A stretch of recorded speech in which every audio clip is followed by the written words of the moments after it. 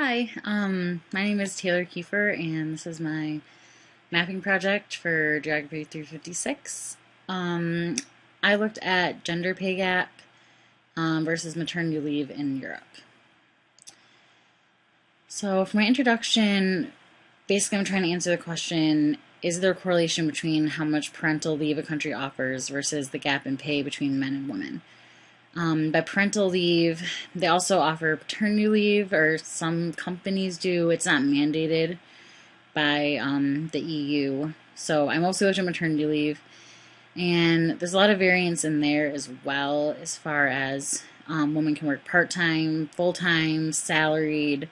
A lot more women are working part-time. So there's those factors to take into consideration as well. And then how much they're paid on leave. I just looked at what women were offered and allowed to come back. Some of it is unpaid, like in the case of United Kingdom, that you'll see because it's outrageous. But I just just to keep it simple, just looked at total maternity leave offered and then just the general gap in pay. And you'll find out the reasons I did that in a moment. So my sources and methods that I used, I looked at I think about 6 or 7 news and scholarly articles. Some of the class readings I drew on Stephen Hill's chapters on family values and politics, sort of, in Europe with the liberal agenda. I found my statistics on Eurostat, and I used the location quotient in order to map my countries and sort of get a comparison there on those.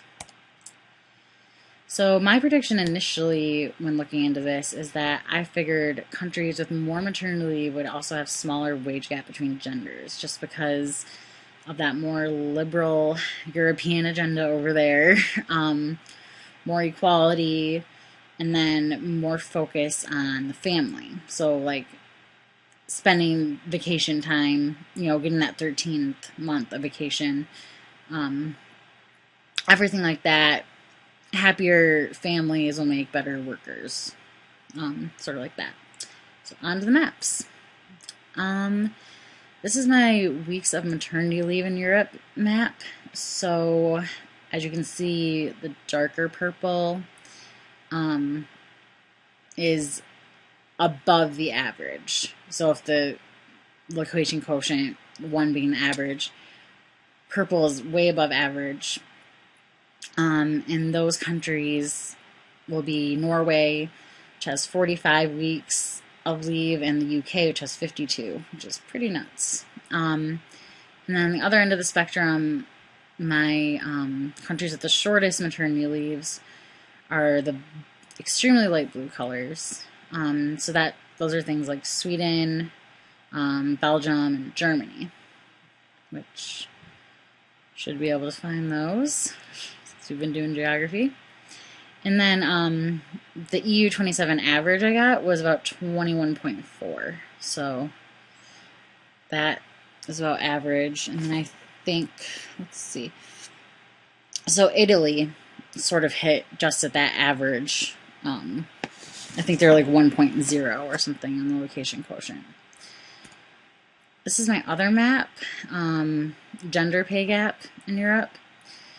So dark purple, we have the largest gaps between men and women in pay. So we have Czech Republic at 22.1%, Austria 23%, and Estonia, that lone purple up there, at 29.9. It's pretty staggering there. And then for the ones with the smallest gaps between men and women, I did the light blue. So Poland had 6.4, Italy 7.3. And again, they're at a pretty much average maternity leave for the country. And the average here, France and Sweden pretty much hit right in the middle. So it's not good or bad. I mean, they all have a gender gap. Women all make less than men, pretty much. So it's not necessarily great that France and Sweden are right in the middle, but they're on an average. And that EU average is 15.8. So if we're looking at a comparison side by side, you can see it's pretty hard to find a trend, at least regionally, across Europe. It's pretty much all over the board. I guess a few things I wanted to point out. Poland, so you can find that, has a slightly above average amount of maternity leave, and they also have one of the smallest gaps in pay. So whatever that means. I guess that's pretty much what my prediction was to begin with. Portugal has about an average leave, smaller pay gap. But then countries like Austria and Switzerland are below the EU average for maternity leave, and their pay gap is larger for the average between genders. So generally my prediction holds up here. But then we see the UK, which, I mean, it isn't doing bad gender gap wise, but they offer a ton of maternity leave considering they have a slightly larger than average pay gap. So this is a bar graph I made, which again doesn't super show you a trend in anything necessarily. And it doesn't show all 30 countries, it just picked out 15.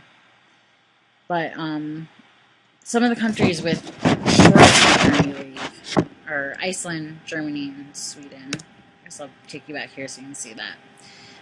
Again, we have Italy in the middle, and then some of the longest maternity leave, Ireland, Norway, and the UK. So if we look at pay gap, Slovenia, Poland, and Italy have the least amount of gap between men and women. But then Czech Republic, Austria, and Estonia have the biggest difference. And I guess sort of a correlation I pulled there is that the lower pay gap in Poland, like I pointed out, had a longer maternity leave. It wasn't the top, but longer maternity leave. And then the bigger differences in pay gap, Czech Republic, Austria, Estonia, also had shortest maternity leaves. So Germany, Iceland. So that sort of holds on to my point, I think, that, or I'm sorry, it actually contradicts my point, that the countries that have a bigger difference in pay gap end up having sort of a less maternity, or shorter maternity leave. So I looked up some articles to figure out why that was exactly. We can look at this for a second, and I'll go into that. But yeah, as you can see, United Kingdom is way up there with like 54 weeks.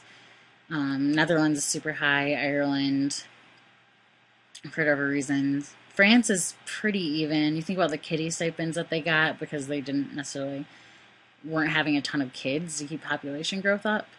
So, sort of interesting. They're in the middle of the pay gap and middle of, they have a pretty good balance for maternity leave. So we found this article on Forbes. It says we would assume that longer maternity leave is going to increase the pay gap, all of which is why it seems so strange to me that people really do campaign as part of the effort to reduce the gap for an increase in the leave. The actual effect works entirely the other way around. So that was my prediction. We assume that the longer the maternity leave is, or actually, sorry.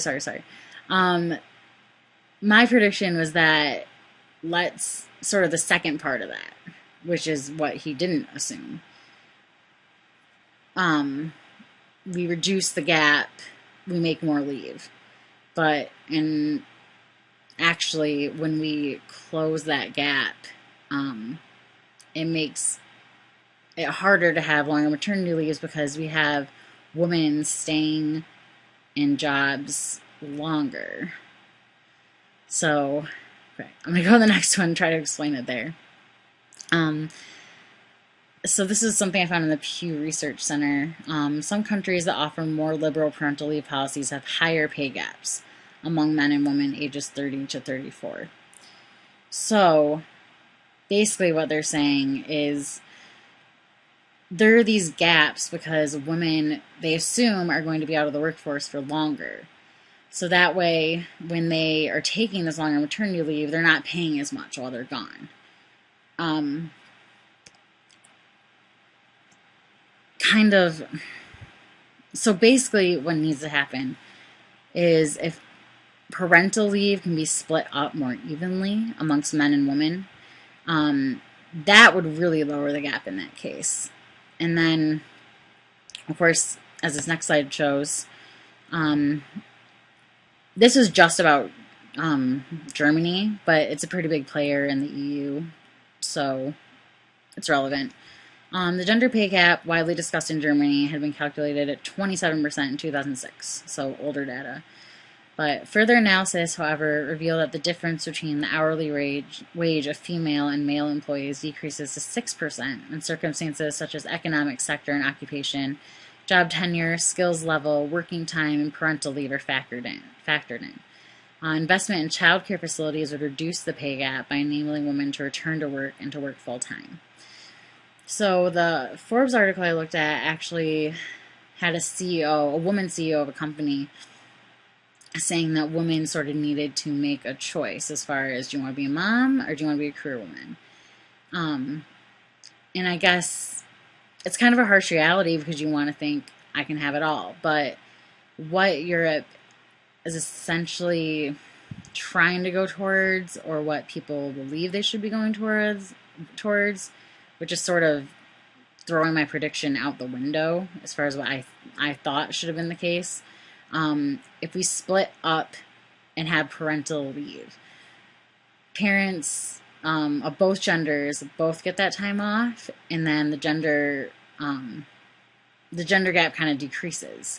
Then we're only paying women for when they just get off. We're not looking at Europe where you get like a year off to spend with your kids, which is why sort of that gender gap exists.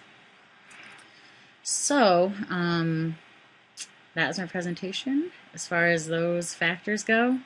And I hope you enjoyed. And have a good weekend. Thanks.